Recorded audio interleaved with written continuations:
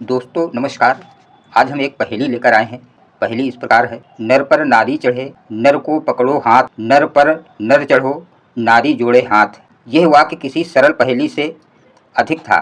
ग्राम के पुरातन मंदिर के पास रखे हुए एक जीवित संकेत की तरह हवा में गूंजता रहता था। जो भी इस वाक्य को पढ़कर पलटता, उसके मन में अनेक प्रश्न उठ खड़े होते। यह वाक्य क्या कहता है, इसका अर्थ क्या है और इसका रहस्य कौन सुलझाएगा। गांव में कहा जाता है कि यह वचन उस समय के महात्मा ने लिखा था जब दुनिया ने अपने भीतर छिपे दो मूल तत्वों नर और नारी, पुरुष और स्त्री के बीच के संतुलन को खो दिया था। यह वचन एक चुनौती भी था। क्या तुम देख सकते हो उस छिपे अर्थ को जो आँखों से परे है। एक दिन एक युवा नाम आदित्य था, जिसका नाम आदित्य था, उस वचन के पास बैठा और वो उसी की सच्चाई जानने को उत्सुक हो उठा। आदित्य को कहानियाँ सुनने की भूख थी और रहस्यों को खोलकर लोगों के मन में जो शांति आती, वही उसका लक्ष्य था। उसने बूढ़े पुजारी से पूछा, यह वचन किसने कहा। पुजारी ने धीमे स्वर में कहा, यह किसी विद्वान ने नहीं कहा, यह उस सत्य का संकेत है जो हर धड़कन में छिपा है, पर इसकी भाषा प्रतीकात्मक है। प्रत्येक पंक्ति में दो अर्थ हैं, बाहरी और भीतरी। बाहरी अर्थ सामान्य लगेगा, पर भीतरी अर्थ का अनुभव करने के लिए निर्भीकता चाहिए। आदित्य ने कहा कि वो समझाना चाहता है। पुजारी ने एक कहानी सुनाई, एक कहानी जिसमें न केवल नर नारी का अर्थ शारीरिक प्रेम तक सीमित था, बल्कि वो आध्यात्मिक, सामाजिक और नैतिक अनुबंधों से भी जुड़ा था। पहली पंक्ति, नर पर नारी चढ़ी। पुजारी ने समझाया कि यह वाक्य शाब्दिक नहीं, प्रतीकात्मक है। नर यहाँ केवल पुरुष नहीं, बल्कि आत्मा, पुरुष ऊर्जा, पुरुष के रूप में ब्रह्मांडी पुरुषत्व को इंगित कर सकता है। नारी केवल स्त्री नहीं, बल्कि प्रकृति, सृजनात्मक शक्ति, प्रकृति को सूचित करती है। जब नारी पुरुष के ऊपर चढ़ती है तो यह खुद के स्वभाव का उत्तरदायित्व स्वीकारना है, यानी आत्मा पर प्रकृति का राज्य। यह वो समय है जब मनुष्य अपनी इच्छाओं, भावनाओं और कामुक प्रवृत्तियों को समझकर उन्हें नियंत्रित करने का प्रयास करता है। इसके अंदर ईश्वर की दी हुई शक्ति और मानवता को जागृत इच्छा शक्ति का मिलन होता है। नर को पकड़ो हाथ। नर यानी तीर का प्रतीक धर्म, लक्ष्य, संग्राम और निर्णय है। जब जीवन में लक्ष्य स्पष्ट नहीं होते, तब मनुष्य अनेकों दिशाओं में विचलित हो जाता है।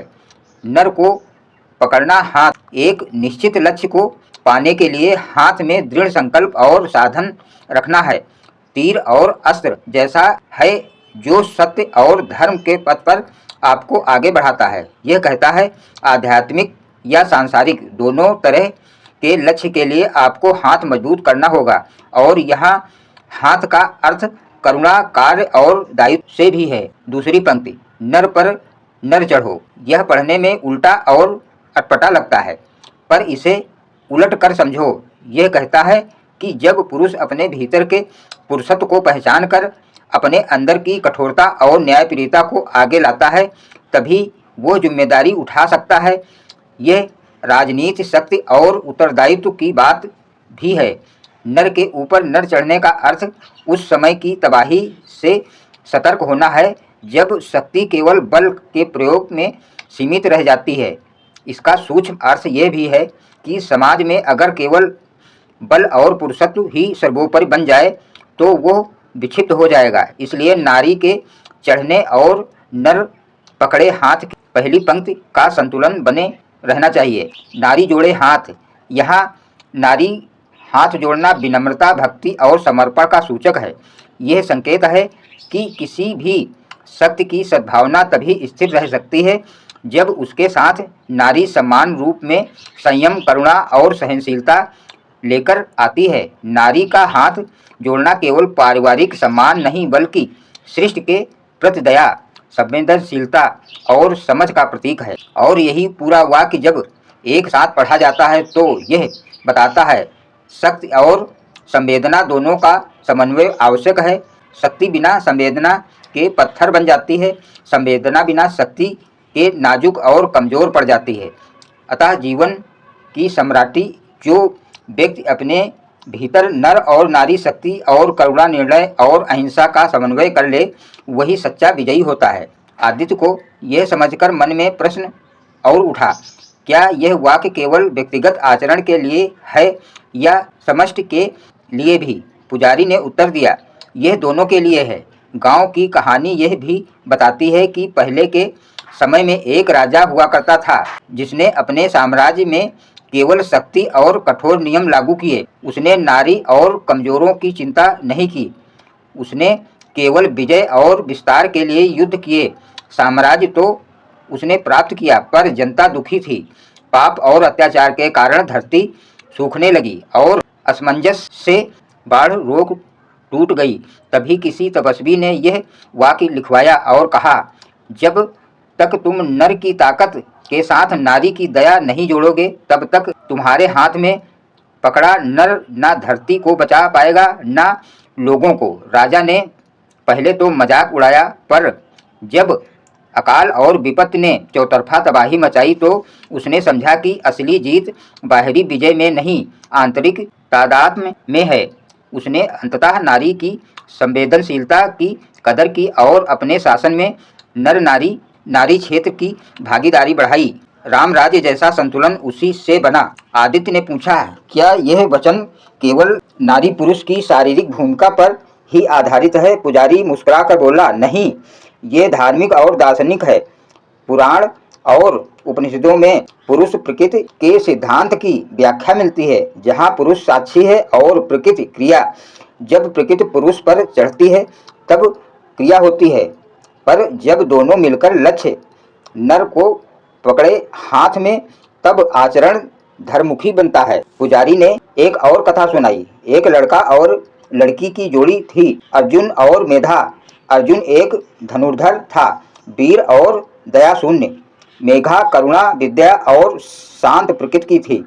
दोनों के गांव में अनाज की तंगी और अन्याय छाया था।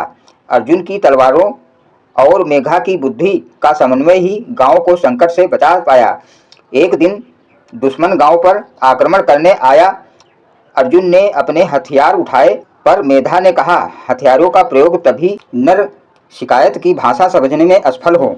अर्जुन ने नर को थाम कर मेधा के हाथ जोड़ने का संकल्प माना। उत्तर दिया गया कि वे न्याय की बात रखते हुए शांति की पहल करेंगे।